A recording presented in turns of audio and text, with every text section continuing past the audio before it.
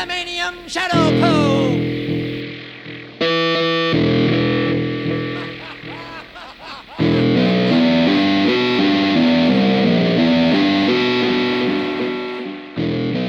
Hello and welcome to the Bronze Age Monsters Shadow Show. This has been a series of shows that we have made for our patrons over the years.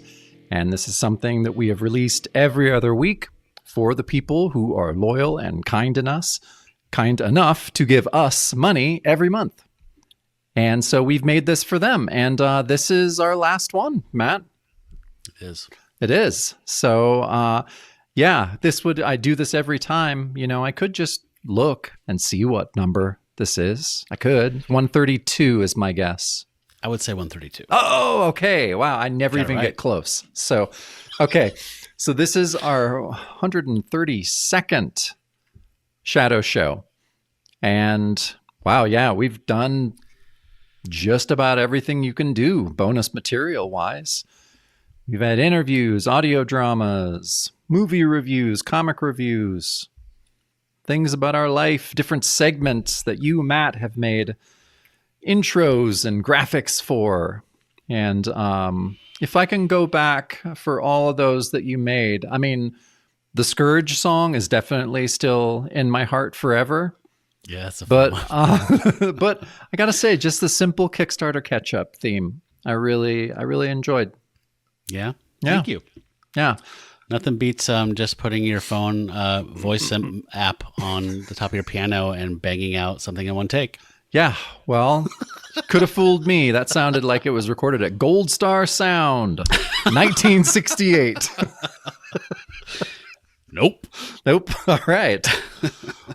So on this final Shadow Show, we're going to be chatting a little bit about a comic from, I think these characters first appeared in New Teen Titans 21 from July of 1982. We're going to be talking about a little comic called Night Force. Night Force, written by Marv Wolfman, illustrated by Gene Colan. So, Matt, when did you first hear of this? I think I might have alluded to this before, like on the last episode of Demon Hunter, but it's just one of those books that when I started getting into Bronze Age stuff and just going through long boxes at the comic shop, it was something I'd flip by and it just looked kind of off-brand to me, you know? It just looked like that weird, like the Bronze Age is kind of ending and we're not quite to the 80s, like proper Punisher, totally extreme 80s, Frank Miller 80s. Just this weird kind of 80 to 82, just felt like this dead spot for both Marvel and DC, honestly. There was a lot of crap where it felt like the decades were flipping over and people weren't sure what was going on. They were kind of still chugging along in the old ways, but the world felt a little different. So this is just one of those books where I'd flip through and just look at it and pull one out and be like, this looks awful. Like it looks old for 1982 and it just looks weird and off like Kmart to me. So I just would kind of chuckle and just skip by it. Yeah, I had never heard of it until you mentioned it. Yeah, and then, later, I don't know, I probably had some filter set on one of those, like, buy cheap hardcover collections.com things for, 80s and 70s or something like that. I was just flipping through, Omnibus and just whatever, and, saw this, like, oh, Wolfman and Colan? Monster-y stuff. I guess I have to buy this because it was like $25 for the entire hardcover or something. So, based entirely on the creators, not based on anything else, for sure. It was totally new to you until I mentioned it. Yeah, I'd never heard of it at all, but you're right. I mean, it's one of those things that I'm glad we are talking about at the very end. It seems like something we would have loved from the very beginning of this show. Yeah. I think I did buy it, again, just kind of that idea of who knows how long we're going to do this show. This seemed like something that would completely check all the boxes. So that's why I grabbed them. Yeah, you bought this for us 2 years ago, I think. Yeah, around 2 years ago. Yeah. So, it's taken us this long to get around to it, but I'm glad we are. So, I don't know. I mean, I guess at least an overall kind of synopsis is that, right? Should we just do an overall synopsis, or do you want to talk about New Teen Titans 21?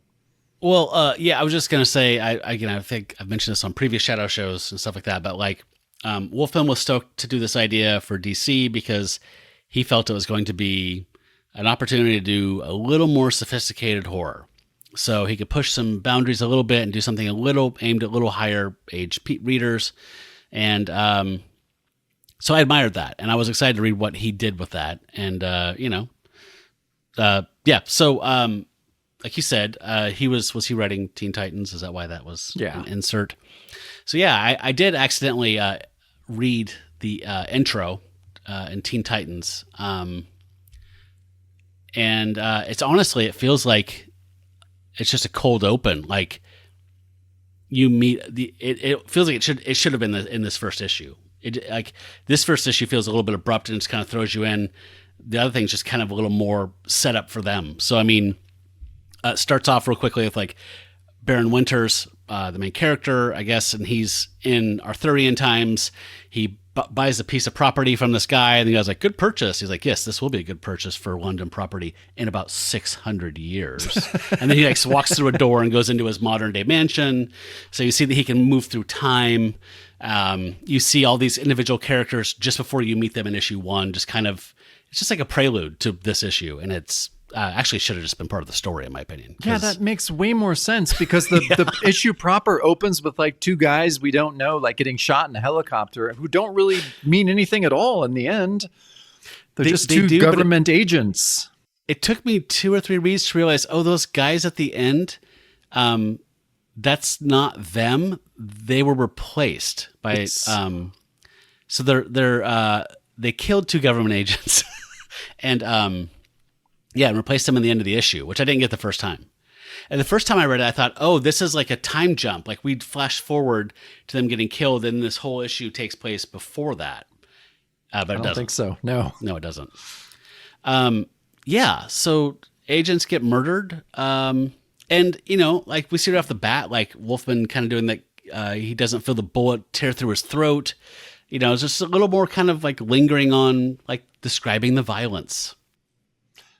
Yeah. I mean, like you were saying, Wolfman wanted this to be a little more sophisticated and a little darker. DC, I think, decided to promote this mainly with local comic shops. Like they wanted this to be just a direct only book. But, Wolfman was just like, I think he was right, since, this ended up being canceled after like 14 issues. Wolfman is on record of saying like, yeah, I didn't want it to be a direct, market issue, because he was like, I think direct markets at the time, they were more about superheroes. Yeah. And this isn't a superhero book. And so he was like, our direct sales were shit. But then when the newsstand started trickling in, the newsstand was pretty good. And Wolfman's like, well, yeah, people are open to different stuff, on the newsstand. And this probably could have worked a little bit better. I feel like we kind of missed some of our due diligence by not doing a little mini talk about direct market stuff. Because it's such a weird that moment, right? When they kind of start realizing like there's a very particular market for a particular set of these things we're publishing. Let's just do it for a sliver. It's such a strange choice. It's a strange choice, but sometimes it really works. Like think about Marvel fanfare. Yes. Which is exactly what that's made for, right? That is exactly what it's made for. It's nicer paper stock. It's a little more expensive. It's not more expensive. But that wasn't for, I don't think Marvel Fanfare was on newsstands. No. Oh, well, no, I don't think it was. I don't think it was. I think that, but I think, still here in 82, I think this is still kind of a hybrid. I know there are some exclusive ones. You can go back to, I don't know, like Phil Suling, and that there's a whole history, right, that we kind of have not talked about, and probably should have, but you know what? Yeah. We did our best, Matt. We can sow some seeds. People can go poke around themselves. We're not doing it for you forever. Yeah, so that's interesting that this was, so to start, this was direct, and then at some point it started just getting in the regular rotation distribution? No, I think it was both, but that Wolfman said it was mainly like they mainly wanted it to be a direct book. And most of the sales were showing that it was newsstand sales that were actually that's what happening. Wolfman said at the end.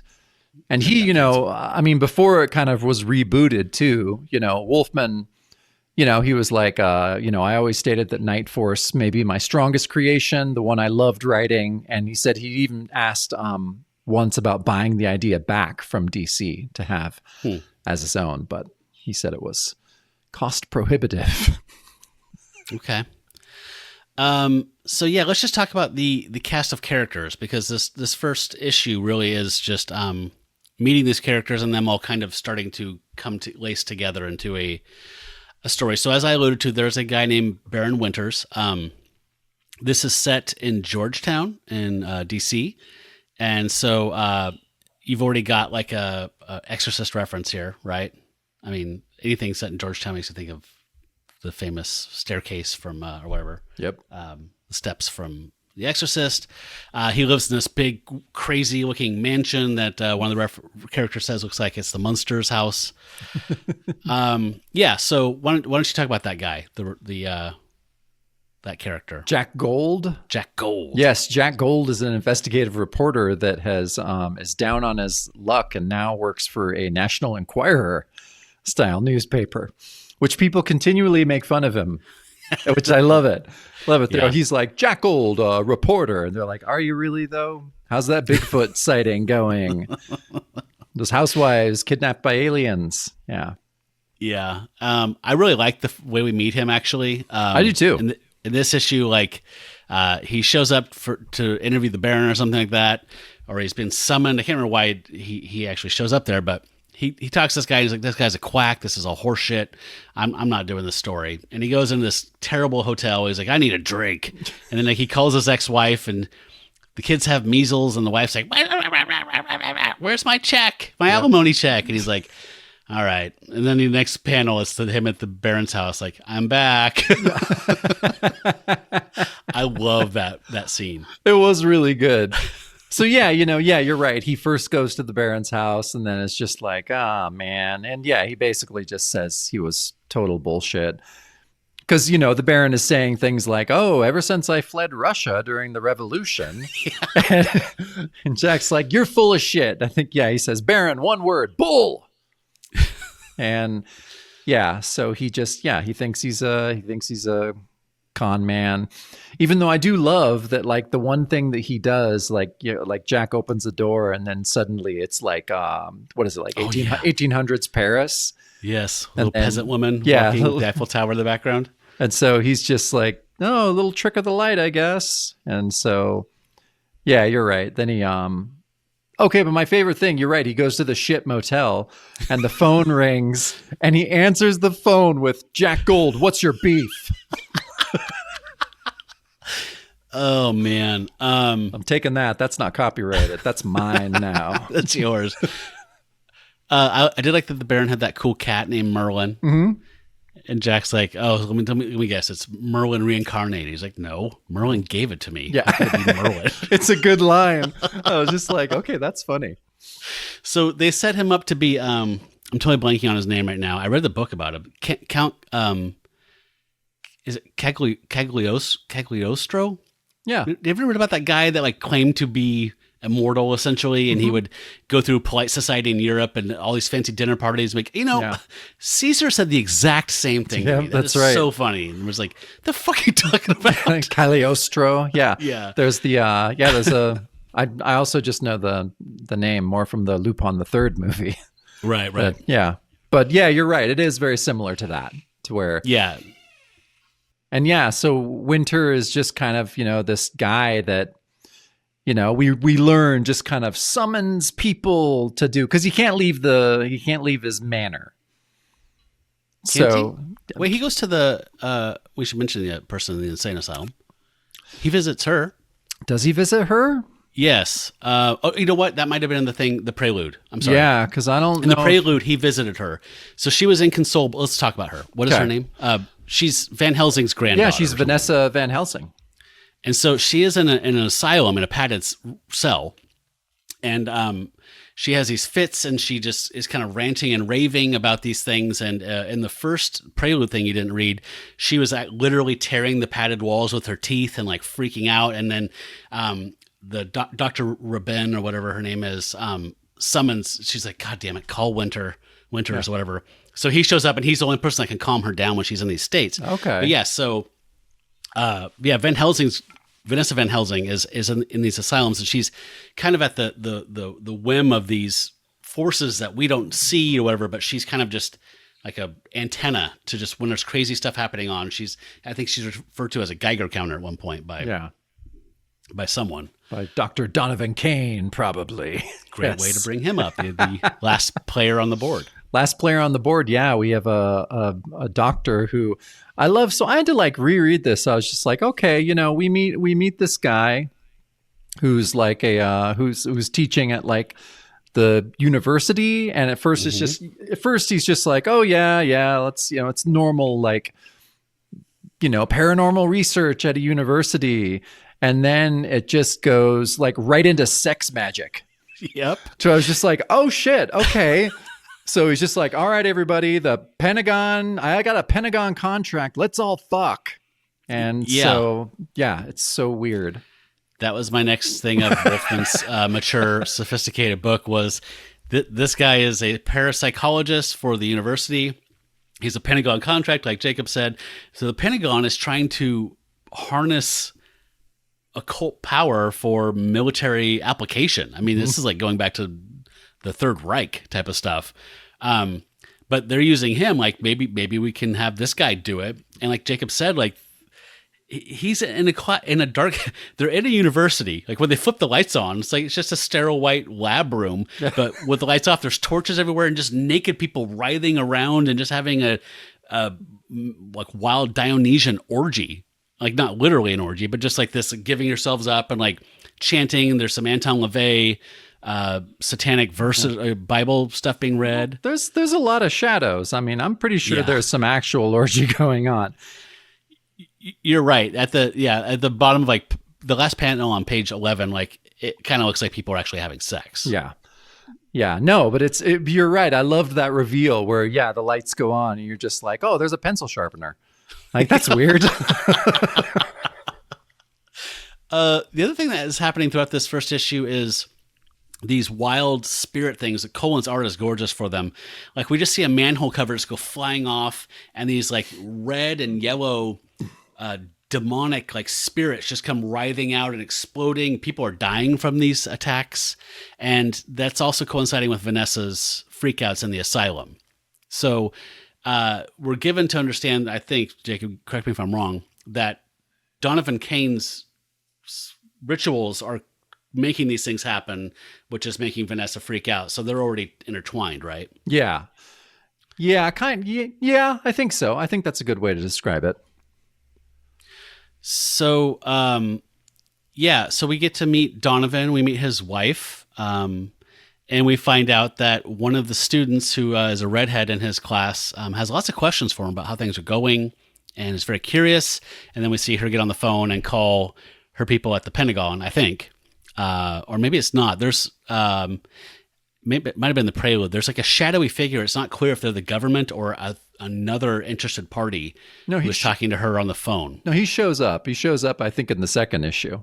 Oh, okay. Yeah. So it is government. She's a government spy. She's spying on, or is that somebody else? I think it's somebody else, actually. Okay. No. Yeah, she's in here. Yeah, because she's saying like, oh, we're not going to have any problems. He doesn't suspect a thing. And then, we cut to a guy in shadow with a phone who says, see that he doesn't, Mary. Our masters do not condone failure. So it's kind of kept in the shadows for the next couple issues, I think. So, I mean, that's kind of where we land, right? I mean, like, Vanessa is institutionalized until her 21st birthday, which is just days away from the start of the story. And I'm trying to remember how Donovan gets called in and how they all kind of converge in the asylum. But they end up taking her to the Baron's place. So they all kind of meet, and then yeah, probably more through Pentagon and stuff, just being like, yep, take her and do what you need to do. And so, yeah, then they all, Jack and Donovan take her to Baron Winters. And that's where, yeah. And that's kind of where the first issue leaves off. Yeah. I love that last page where the Baron is out with Merlin the cat in his garden, and he's saying, "It begins, Merlin." And the players are all in place. I pulled all the correct strings, and now the rest is up to fate. And he pulls a dandelion and he blows it. Come, my friend, let us await that fate together. Did that not remind you? It reminded me so much. Everything does, but of Z-Man Barzell and the Beyond the Valley of the Dolls, where he's just he looks like Z-Man, so there is that. You know, where he's like never forget that all of LA is a jungle. You know, like all those like weird, like ranting and raving and these weird, sinister little monologues that are asides no one notices. Yeah, yeah, no, Totally I mean, you do have that always on the brain, you do, but I actually think it applies here pretty well. Yeah, well, it's his happening, and it freaks him out. It does freak him out, that is for sure. So yeah, what'd you think of Colan's art throughout this? I liked it. It definitely, I mean, if you didn't tell me anything about it, I would just be like, cool, that Gene Colan art, that's awesome. This was done in the 80s, right? And that's pretty much what my comment would have been. Yeah. Yeah, I felt for the most part, he didn't ink this though, right? Didn't he have a guy that commonly inked his stuff do it, or am I crazy? Yeah, Bob Smith. Yeah, Bob Smith was the inker, just got to it, yeah. I thought he was, I like his inking on Colan. I felt like it was very, what's the term? Like when you're not trying to force your stuff ink-wise onto the artist, like very respectful of Colan's style. Yeah, no, definitely. So, yeah, I mean, based on this and that prelude, that was, I think, like 10 pages, I'm definitely going to read more. Before we start recording, you said you've read a few issues more. Yeah, I read this first arc, and yeah, it was pretty good. And then, if I'm correct, I think this particular arc goes till issue 5, and then I think in issue 6, you just get new characters. Oh, is it? Wait, but like Baron's the only constant? I think Baron's going to be the only constant. Interesting. Kind of a cool idea. Kind of a cool idea, even though you realize, like, and I don't know, maybe they come back. That's just what I had read, is that it was just like weird to just kind of like ditch all your characters after the first arc and do something else. Because Wolfman and Colan, you know, they spent a lot of time on character design, a lot of time on all of this. So I don't know. Maybe that's wrong. But I read enough of it to be like, okay, maybe that is what he's doing. But there were no shakeups in the creative team throughout the 14-issue run, right? Nope, exactly the same. I mean, it's kind of interesting to say that he is the central hub of this, and each case, each arc requires its own A-team that you assemble, like Hannibal. Like, I can kind of see that working and being cool. It seemed kind of cool. I mean, I'm going to read more just to see how it compared with the characters from this first arc. But yeah, I thought it was interesting. The book is interesting, and it's really well done. And yeah, you know, I didn't go crazy for it, but yeah, I liked it. Yes, I'm definitely going to read more. Like we were saying, like I thought Donovan Kane and having sex magic and just like these weird little just things in here, Anton LaVey being mentioned, just anything like this is I'm a sucker for that. So gorgeous kind of languid art, nice inking on Colan. You know, I'd be bummed when Jack goes. I mean, he's the guy we're all supposed to kind of gravitate toward, I think. I mean, I don't know, but he's the guy I gravitated towards immediately. Oh yeah, definitely. You know? He's Buck Cowan. Come on. Yeah, he's Buck Cowan. He's basically Buck Cowan. Yeah. Yeah. He just needs a rusty nail. He does. Look at him. I drank 2 rusty nails the other night, and I thought it was amazing. Was it before you went to the ballet? It was before I went to the ballet. Thank you very much. Because you posted a picture on the Discord, and I almost said, those look like rusty nails. I hope those are rusty nails, but I didn't. I was right? Yeah, you were right. Yeah. It's a rusty nail, and I'm glad that B.A.M saw from the picture what he took away is that I was winning at dominoes, which I was. I totally was, which is really hard to do against my wife. But yeah, I never win against Renee. But Yeah, Rusty Nails. Damn good. Yeah. And it's just Scotch and Drambuie. Yep. I just need to have $45 extra to buy Drambuie at some point. Always, I know. Scraping together my $9.95 to get my old crow. Well, Jacob, that kind of puts the cap on the Shadow Show. It does. It does. Quick, putting you on the spot a little bit. What are your what comes to mind? Not think, just first thought, best thought. What's your favorite part of the Shadow Show? I sure had. It's kind of a tie. I sure had a great time watching Satan movies with you and the folks in the watch-alongs. We watched some really fun werewolf stuff. But for some reason, the Satan movies were such a grab bag across the board that I really enjoyed the Satan season. And the Scourge, the Urge to Scourge. Urge to Scourge was so near and dear to your heart. Yeah. And it was kind of an unplanned thing, right? I think I meant to just talk about it once. And I think I just meant to talk about it once, just kind of talk about the entire thing. Yeah. And then just kind of kept coming back, and then you started reading along with me, and you were like, "This beautiful, simple idea. Let's complicate the hell out of it." That's me all over. Yep. So that was, I don't know. What about you? I'm glad you said it, because absolutely it was the Satan season. It was all of our stuff, talking about all the movies, just the vibe that we had going with the audience too, and our friends that would come on the watch-alongs, and.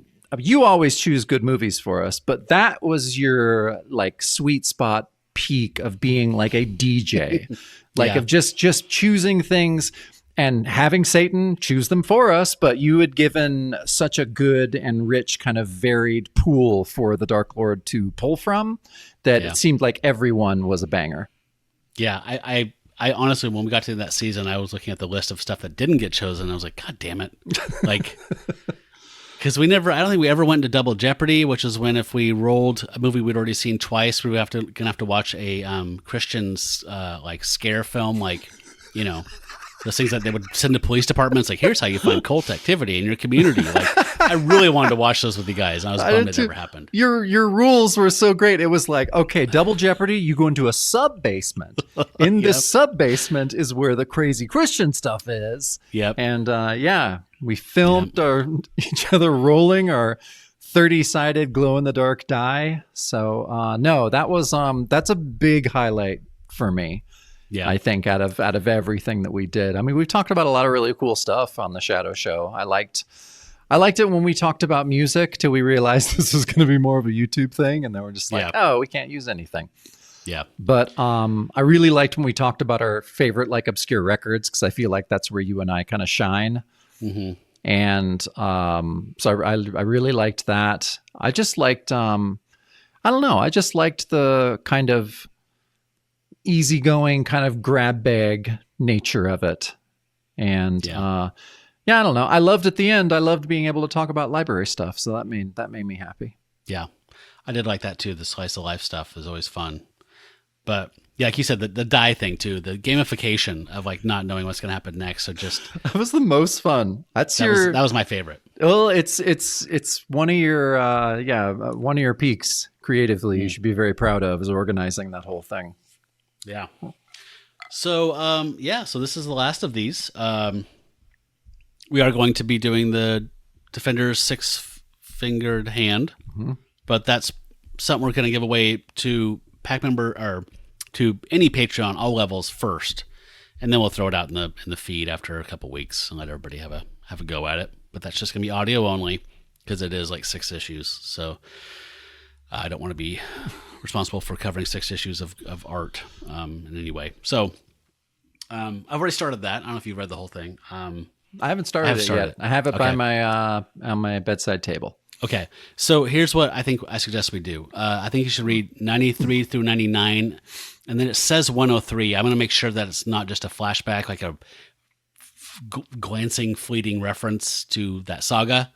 If it's not, then I'll include that as well. But sure. I'm halfway through the 93 to 99, and it's fun. Cool. I'm excited. Yeah, I think it's going to be cool.